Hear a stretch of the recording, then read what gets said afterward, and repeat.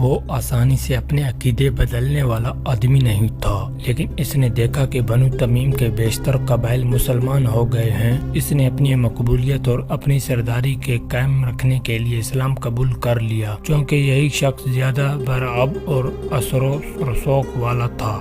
اس لیے رسول کریم صلی اللہ علیہ وسلم نے اسے بتا کا امیر مقرر کر دیا تھا۔ زکوٰۃ، عشر، دیگر محصول اور واجبات وصول کر کے مدینہ بھجوانا اس کی ذمہ داری تھی۔ معزز ناظرین، ہماری آپ سے ایک چھوٹی سی گزارش ہے، ہمارے چینل پر اب تک نئے ہیں تو ہمارے چینل کو سبسکرائب کر دیں، ساتھ بیل آئیکن کے بٹن پہ کلک لازمی کریں اور ویڈیو کو پورا واچ کریں۔ مشہور مورخ بلازری اور محمد حسین ہیکل لکھتے ہیں کہ مالک بن نویرہ بڑا وجیہ اور خوبصورت آدمی تھا۔ اس کے قد کاٹ میں عجیب سی کشش تھی، اس کے سر کے بال لمبے اور خوبصورت تھے، شاہ سوار ایسا کہ کوئی اس کے مقابلے میں ٹھہر نہیں سکتا تھا۔ اچھا خاصا شاعر تھا، آواز میں مٹھاس اور ترنم تھا، اور اس میں سب سے بڑی خوبی یہ تھی کہ ہنس مکھ تھا، غم کے مارے ہوئے کو ہنسا دیتا تھا۔ اس میں خرابی یہ تھی کہ اس میں غرور اور تکبر بہت تھا۔ اس کی ایک وجہ تو اس کی وہ حیثیت تھی جو اسے بنو تمیم اور خصوصاً اپنے قبیلے میں حاصل تھی۔ دوسری وجہ اس کا مردانہ حسن اور دیگر مردانہ اوصاف تھے جو ایک طلسم کی طرح دوسروں پر طاری ہو جاتے تھے۔ اس کا تعلق متعدد عورتوں کے ساتھ تھا۔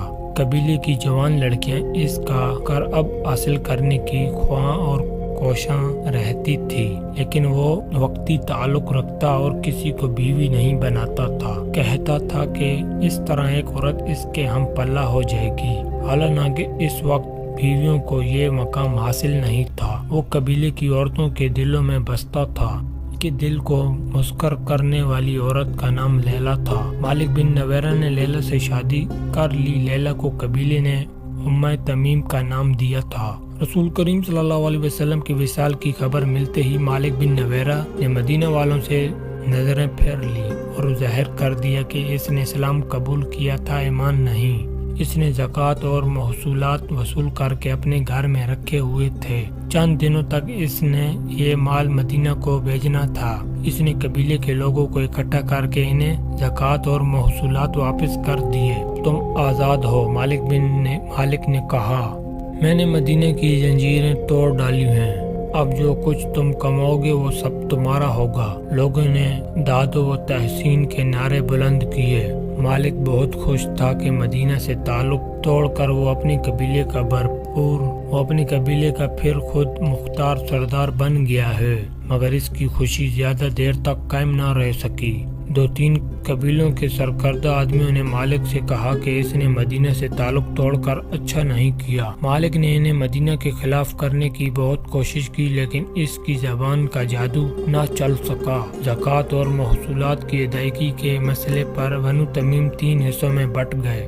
ایک وہ تھے جو زکوٰۃ وغیرہ کی ادائیگی کرنا چاہتے تھے، دوسرے وہ جو مدینہ والوں کے ساتھ کوئی تعلق نہیں رکھنا چاہتے تھے، اور تیسرے وہ تھے جن کے لیے یہ فیصلہ کرنا مشکل ہو گیا تھا کہ وہ کیا کریں۔ ان سب کے اختلافات اتنے بڑھ گئے کہ قبیلوں کی آپس میں خون ریز لڑائیاں شروع ہو گئیں۔ اتنے میں سجا اپنا لشکر لے کر آ گئی۔ سجا کا ذکر پہلے آ چکا ہے، اس نے نبوت کا دعویٰ کیا تھا۔ الحارث کی بیٹی سجا اپنے لشکر کے ساتھ مالک بن نویرہ کے قبیلے بنو یربوع کے علاقے میں جا خیمہ زن ہوئی۔ اس نے مالک بن نویرہ کو بلا کر کہا کہ وہ مدینہ پر حملہ کرنا چاہتی ہے، اگر تم اپنے قبیلے کو میرے لشکر میں شامل کر دو تو ہم مسلمانوں کو ہمیشہ کے لیے ختم کر سکتے ہیں۔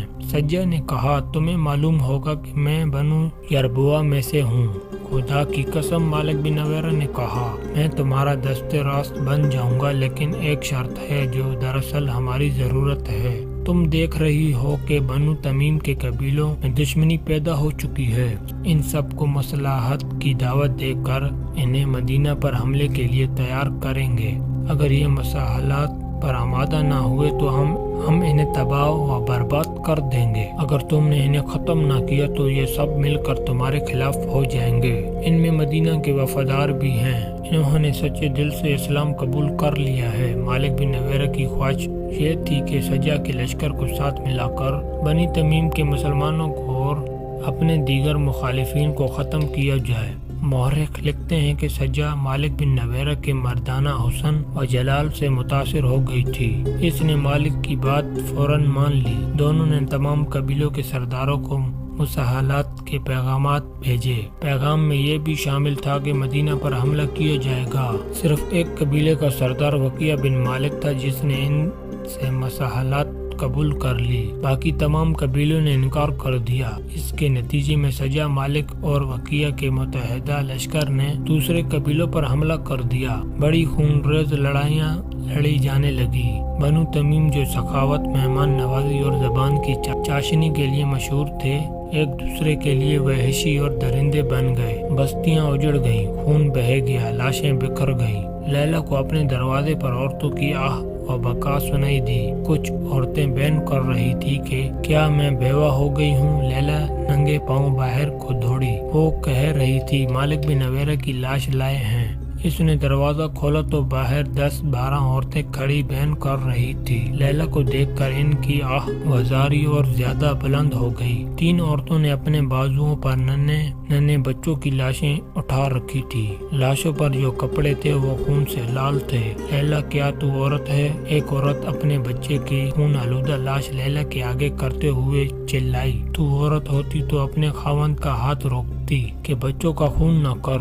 یہ دیکھ، ایک اور عورت نے اپنے بچے کی لاش لیلا کے آگے کرتے ہوئے کہا۔ یہ بھی دیکھ، ایک اور بچے کی لاش لیلا کے آگے آ گئی۔ یہ دیکھ میرے بچے، ایک عورت نے اپنے 2 بچے لیلا کے سامنے کھڑے کر کے کہا۔ یہ یتیم ہو گئے ہیں۔ لیلا کو چکر آنے لگے۔ عورتوں نے اسے گھیر لیا اور چیخنے چلانے لگے، تو ڈائن ہے، تیرا خاوند جلاد ہے۔ سجا کو نبوت کس نے دی ہے؟ سجا تیرے خاوند کی داشتہ ہے۔ سجا تیرے سوگن ہے، تیرے گھر میں ہمارے گھروں کا لوٹا ہوا مال آ رہا ہے۔ مالک بن نویرہ تجھے ہمارے بچوں کا خون پلا رہا ہے۔ ہمارے تمام بچوں کو کاٹ کر پھینک دے۔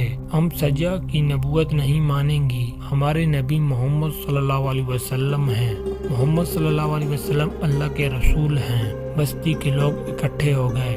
ان میں عورتیں زیادہ تھیں۔ لیلا نے اپنا حسین چہرہ اپنے ہاتھوں میں چھپا لیا۔ اس کا جسم ڈولنے لگا۔ 2 عورتوں نے اسے تھام لیا۔ اس نے اپنے سر کو زور زور سے جھٹکا اور وہ سنبھل گئی۔ اس نے عورتوں کی طرف دیکھا۔ میں تمہارے بچوں کے خون کی قیمت نہیں دے سکتی۔ لیلا نے کہا، میرا بچہ لے جاؤ اور اس سے کاٹ کر ٹکڑے ٹکڑے کر دو۔ ہم چڑیلے نہیں۔ ایک شور اٹھا، ہم ڈائن نہیں۔ لڑائی بند کراؤ، لوٹ مار اور قتل و غارت بند کراؤ۔ تمہارا خاوند وقیہ بن مالک اور سجا کے ساتھ مل کر لوٹ مار کر رہا ہے۔ لڑائی بند ہو جائے گی۔ لیلا نے کہا، بچوں کی لاشیں اندر لے آؤ۔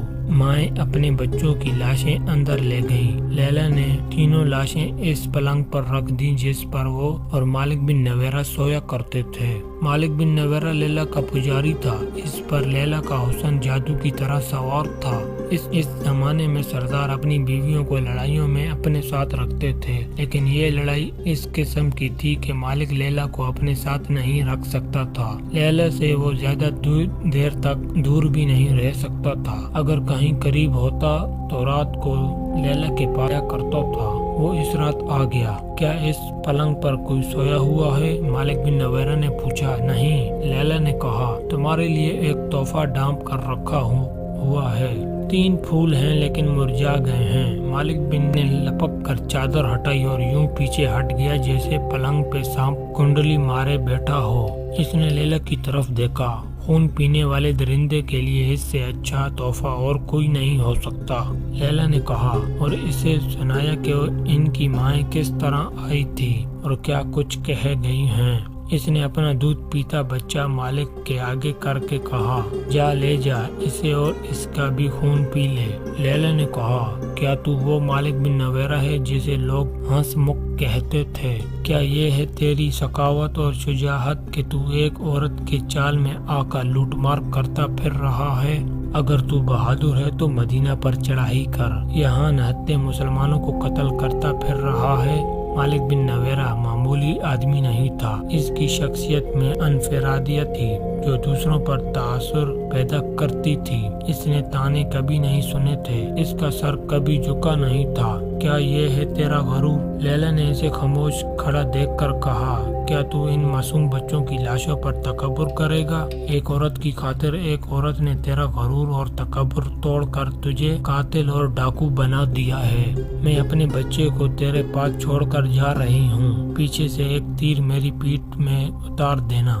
لیلا، مالک بن نویرہ گرج کر بولا، مگر بجھ کے رہ گیا اور مجرم سی آواز میں کہنے لگا، میں کسی عورت کے جال میں نہیں آیا۔ جھوٹ نہ بول مالک، لیلا نے کہا، میں جا رہی ہوں، سجا کو لے آ یہاں۔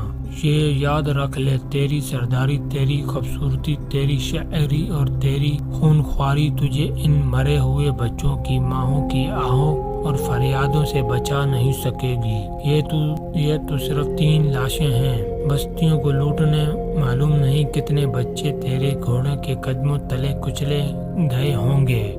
تو سزا سے نہیں بچ سکے گا، تیرے بھی خون بہے گا اور میں کسی اور کی بیوی ہوں گی۔ مالک بن نویرہ نے یوں چونک کر لیلا کی طرف دیکھا جیسے اس نے اس کی پیٹھ میں خنجر کھوپ دیا ہو۔ وہ آہستہ آہستہ چلتا باہر نکل گیا۔ مالک رات بھر واپس نہ آیا۔ صبح طلوع ہوئی۔ پتا جو بہرونق بستی تھی ایک ایسے مریض کی طرح دکھائی دے رہی تھی جو کبھی خوبرو جوان ہوا کرتا تھا۔ اب اس کا چہرہ بے نور اور آنکھوں میں موت کا خوف رچا ہوا تھا۔ پتا کی عورتوں کے چہروں پر مردانی چھائی ہوئی تھی۔ یہ اس مار داڑ کا نتیجہ تھا جو بنو تمیم میں ہو رہی تھی۔ سورج کی پہلی کرنیں آئیں تو بتا کی گلیوں میں ڈری ڈری سی داخل ہوئی۔ اس وقت سورج کچھ اور اوپر اٹھ آیا تھا جب بتا میں ہڑبونگ مچ گئی۔ بعض عورتیں بچوں کو اٹھا کر گھروں کو دوڑ گئی اور اندر سے دروازے بند کر لیے۔ کچھ عورتیں اپنی جوان بیٹیوں کو ساتھ لیے بستی سے نکل گئے۔ وہ کہیں چھپ جانے کو جا رہی تھی۔ بوڑھے آدمی کمانے اور ترکش اٹھائے چھتوں پر چڑھ گئے۔ بوڑھوں کے علاوہ جو آدمی بستی میں تھے انہوں نے برچیاں اور تلواریں نکال لی۔ کسی نے بڑی بلند آواز سے کہہ دیا تھا کہ دشمن کا لشکر آ رہا ہے۔ دور زمین سے جو گرد اٹھ رہی تھی وہ کسی لشکر کی ہی ہو سکتی تھی۔ بتا میں جوان آدمی کم ہی رہ گئے تھے، سب مالک بن نویرہ کے ساتھ دوسرے قبیلوں کی لڑائی میں چلے گئے تھے۔ بتا میں جو رہ گئے تھے ان پر خوف و ہراس طاری ہو گیا تھا۔ لیلا کے گھر میں پلنگ پر 3 بچوں کی لاشیں پڑی تھی اور وہ اپنے بچے کو سینے سے لگائے اپنے قلعے نما مکان کی چھت پر کھڑی تھی۔ وہ بار بار اپنے بچے کو دیکھتی اور چومتی تھی۔ وہ شاید یہ سوچ رہی تھی کہ بچوں کے خون کا انتقام اس کے بچے سے لیا جائے گا۔ زمین سے اڑتی ہوئی گرد بہت قریب آ گئی تھی اور اس میں گھوڑے اور اونٹ ذرا ذرا دکھائی دینے لگے تھے۔ ہوشیار بنو یربو، خبردار! بتا میں کسی کی آواز سنائی دی۔ جانیں لڑا دو، ڈرنا نہیں۔ لشکر گرد سے نکل آیا اور قریب آ گیا۔ بستی کے کئی ایک آدمی گھوڑوں پر سوار ہاتھوں میں برچیاں اور تلواریں لیے آگے چلے گئے۔ ان کا انجام ظاہر تھا لیکن انہیں اپنی طرف آتے دیکھ کر لشکر کی ترتیب میں کوئی فرق نہ آیا۔ آگے جا کر وہ لشکر کا حصہ بن گئے۔ اپنے ہیں، انہوں نے نعرے لگائے، اپنے ہیں، مالک بن نویرہ ہے، لڑائی ختم ہو گئی ہے۔ پتا میں سے بھی نعرے گرجنے لگے۔ لوگوں نے آگے بڑھ کر اپنے لشکر کا استقبال کیا۔ مالک بن نویرہ کہیں بھی نہ رکا اور وہ سیدھا اپنے گھر کے دروازے پر آیا اور گھوڑے سے کود کر اندر چلا گیا۔ اسے لیلا صحن میں کھڑی ملی۔ اس کے دلکش چہرے پہ اداسی تھی اور اس کی وہ آنکھیں بجھی بجھی سی تھیں جن پر قبیلے کے جوان جانیں قربان کرنے کو تیار رہتے تھے۔ میں نے تیرا حکم مانا ہے لیلا، لڑائی ختم کر دی ہے، ہم ایک دوسرے کے قیدی واپس کر دیں گے۔ میں نے سجا سے تعلق توڑ لیا ہے۔ اس پھول سے چہرے سے اداسی دھو ڈالو۔ لیلا اداس بیٹھی رہی۔ مالک نے اسے بہلانے کی بہت کوشش کی لیکن لیلا کا چہرہ بجھا ہی رہا۔ میرے دل پر ایک خوف بیٹھ گیا ہے، لیلا نے کہا۔ کیسا خوف؟ مالک نے پوچھا۔ کس کا خوف؟ سزا کا، لیلا نے کہا۔ انتقام کا۔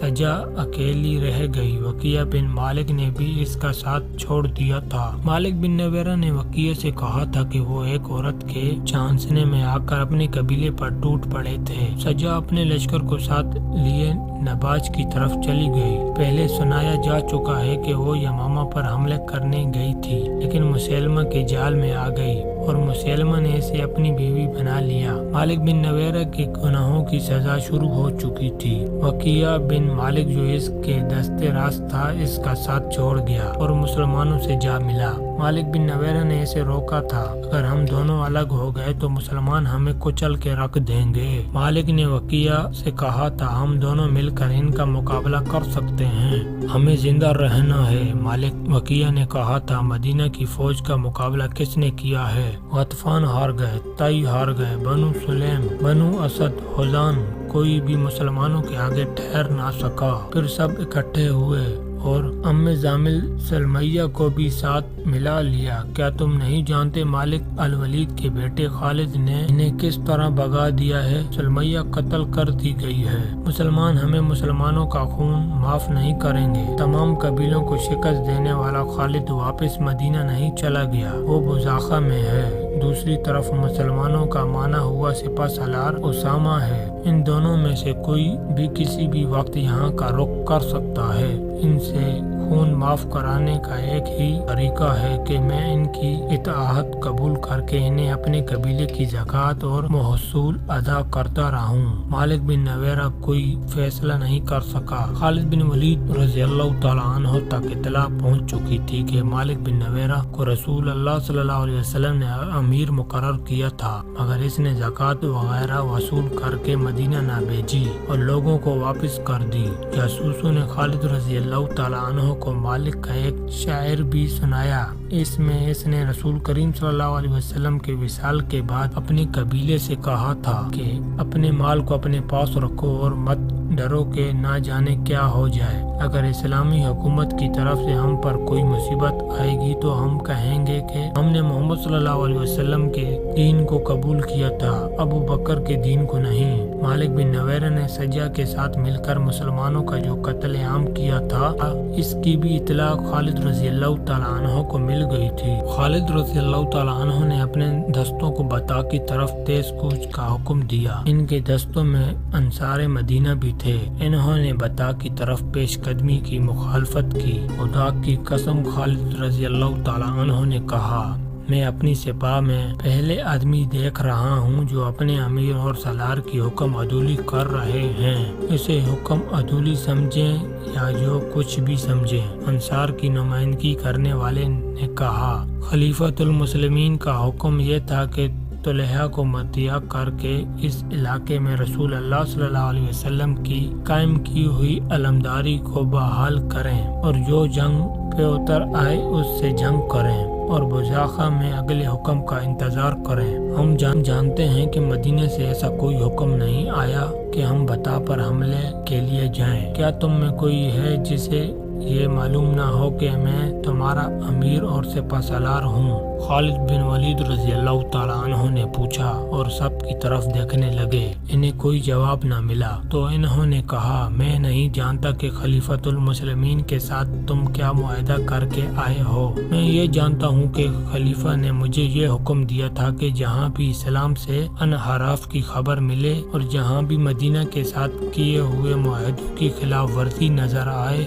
وہاں تک جاؤ اور اسلام کا تحفظ کرو۔ میں سپہ سالار ہوں۔ اپنی ذمہ داریاں پوری کرنے کے لیے اگر مجھے کوئی ایسی کارروائی کرنی پڑے گی جو خلیفہ کے احکام میں شامل نہیں ہوگی تو میں وہ کارروائی ضرور کروں گا۔ خلافت کے احکام میرے پاس آتے ہیں، تمہارے پاس نہیں۔ ہم نے کوئی قاصد آتا نہیں دیکھا۔ انصار میں سے کسی نے کہا، میں اس کا جواب دینا ضروری نہیں سمجھتا۔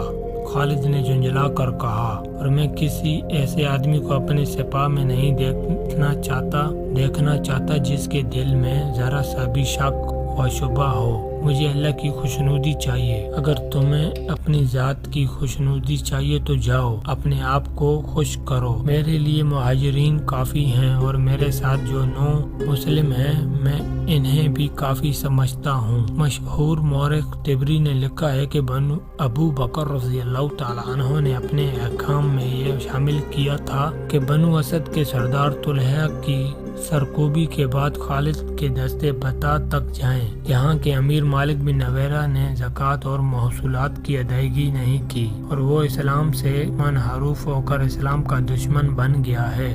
طبری اور دیگر مورخوں نے یہ بھی لکھا ہے کہ انصار مزاحمہ میں رہ گئے اور خالد رضی اللہ تعالیٰ عنہ اپنے مجاہدین کو ان کے بغیر بتا لے گئے۔ جب یہ لشکر بزاخہ سے چلا تو انصار نے ہم باہم صلاح مشورہ کیا۔ اسے وہ محسوس کرنے لگے تھے کہ اتنی دور سے اکٹھے آئے تھے، اکٹھے لڑائیاں لڑے اور اب ہم میں پھوٹ پڑ گئی۔ ہمیں پیچھے نہیں رہنا چاہیے تھا اور اس لیے بھی ہمیں پیچھے نہیں رہنا چاہیے تھا۔ انصار میں سے ایک نے کہا کہ مہاجرین اور نو مسلموں نے فتح حاصل کر لی تو اس میں ہمارا نام نہیں ہوگا، ہمیں مدینہ جا کر شرمساری ہوگی۔ اور اس لیے بھی ایک اور نے کہا کہ خالد بن ولید کو اگر کہیں شکست ہوئی تو مدینہ میں لوگ ہم پر لعنت بھیجیں گے کہ ہم نے مدینہ سے اتنی دور محاذ پر جا کر خالد کو اور اپنے ساتھیوں کو دھوکہ دیا، ہم معلوم کہلائیں گے۔ خالد رضی اللہ تعالیٰ عنہ کے دستے بزاخہ سے دور نکل گئے۔ ایک تیز رفتار گھوڑ سوار پیچھے سے آن ملا اور خالد رضی اللہ تعالیٰ عنہ کے پاس جا گھوڑا روکا۔ کیا تم انصار میں سے نہیں ہو جو پیچھے رہ گئے ہیں؟ خالد نے پوچھا۔ ہاں امیر لشکر سوار نے کہا، میں انہی میں سے ہوں۔ انہوں نے بھیجا ہے کہ میں آپ سے کہوں کہ ان کا انتظار کریں، وہ آ رہے ہیں۔ خالد بن ولید رضی اللہ تعالیٰ عنہ نے اپنے دستوں کو روک لیا۔ کچھ دیر بعد تمام انصار آ گئے اور دستے بتا کی طرف روانہ ہو گئے۔ لیلہ بتا میں مالک بن نویرہ اپنی بیوی سے کہہ رہا تھا، تو نے مجھے محبت دی ہے، تیری ذات میرے شعروں میں نئی روح ڈالی ہے، اب مجھے حوصلہ دو۔ لیلہ میرے دل میں خوف نے آشیانہ بنا لیا ہے، میں نے تجھے پہلے دن کہا تھا غرور اور تکبر چھوڑ دے۔ مالک لیلہ نے کہا، لیکن تم اتنی دور نکل گئے کہ انسانوں کو چونٹیاں سمجھ کر مسل ڈالا، مت یاد دلا مجھے میرے گناہ۔ لیلہ مالک بن نویرہ نے کہا، گناہوں نے میری بہادری کو ڈس لیا ہے، آج کیا بات ہو گئی کہ تم پر اتنا خوف طاری ہو گیا ہے؟ بات پوچھتی ہوں لیلہ۔ مالک بن نویرہ نے کہا، یہ موت کی بات ہے، میرا دل گواہی دے رہا ہے کہ میرا تیرا ساتھ ختم ہو رہا ہے۔ میں نے اپنے جاسوس بڑی دور دور تک بھیج رکھے ہیں، آج ایک جاسوس آیا ہے، اس نے بتایا ہے کہ مسلمانوں کا لشکر بڑی تیزی سے ادھر آ رہا ہے، اگر لشکر کی یہی رفتار رہی تو پرسوں شام تک یہاں پہنچ جائیں گے، پھر تیاری کرو۔ لیلہ نے کہا، قبیلوں کو اکٹھا کرو، کوئی میرا ساتھ نہیں دے گا۔ مالک نے ڈرے ہوئے لہجے میں کہا، میں نے وقیہ اور سجا کے ساتھ مل کر اپنی قبیلوں کا جو خون بہایا ہے وہ کوئی نہیں بچے گا، ان سے مساہلات تو کر لی تھی لیکن دل پھٹے ہوئے ہیں، میرے قبیلے کی مدد کو کوئی نہیں آئے گا۔ پھر آگے بڑھو اور مسلمانوں کے سپہ سالار سے کہو کہ تم نے اسلام ترک نہیں کیا۔ لیلہ نے کہا، شاید وہ تمہیں بخش دیں۔ نہیں بخشیں گے، مالک نے کہا، نہیں بخشیں گے،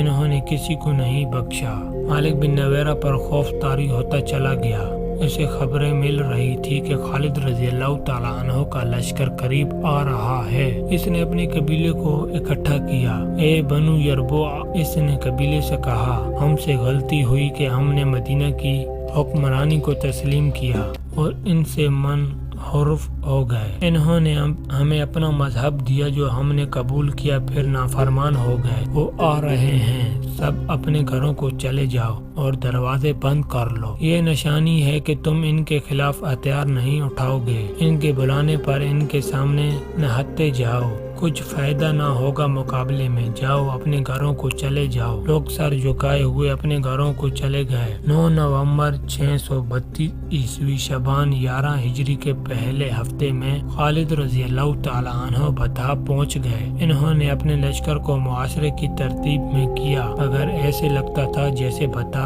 اجڑ گیا ہو۔ شہر کا دفاع کرنے والے تو نظر ہی نہیں آتے تھے، کوئی دوسرا بھی دکھائی نہ دیا، کسی مکان کی چھت پر ایک بھی سر نظر نہیں آتا تھا۔ کیا مالک بن نویرہ اپنے آپ کو اتنا چالاک سمجھتا ہے کہ مجھے گھیرے میں لے لے گا؟ خالد نے اپنے نائب سالاروں سے کہا، معاشرے کی ترتیب بدل دو اور اپنے عقب کے خیال رکھو۔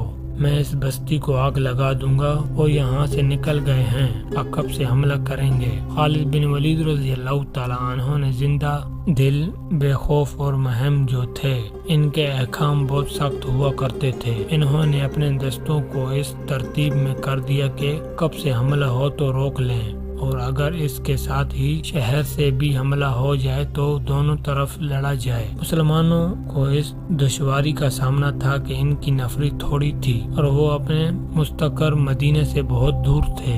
انہوں نے جن قبیلوں کو مطیع کیا تھا ان کی بستیوں کو اڈے بنا لیا تھا، لیکن ابھی وہاں کے لوگوں پر پوری طرح سے بھروسہ نہیں کیا جا سکتا تھا۔ یہ خالد رضی اللہ تعالیٰ عنہ کی پرجوش اور ماہرانہ قیادت تھی جو مدینہ کی قلیل تعداد میں بجلیوں جیسا قہر پیدا کیے رکھتی تھی۔ خالد رضی اللہ تعالیٰ عنہ بستی میں ایک دستہ داخل کیا تو اس پر ایک بھی تیر نہ آیا، ہر مکان کا دروازہ بند تھا۔ خالد رضی اللہ تعالیٰ عنہ یہ خاموشی دیکھی تو وہ خود بستی میں داخل ہوئے۔ مالک بن نویرہ خالد نے کئی بار مالک کو پکارا اور کہا، باہر آ جا، نہیں آئے گا تو ہم بستی کو آگ لگا دیں گے۔ تجھ پر خدا کی سلامتی ہو۔ ایک چھت سے ایک آدمی کی آواز آئی، مت چلا، ہمارے گھروں کو وہ جسے تو بلا رہا ہے یہاں نہیں ہے، یہاں کوئی نہیں لڑے گا۔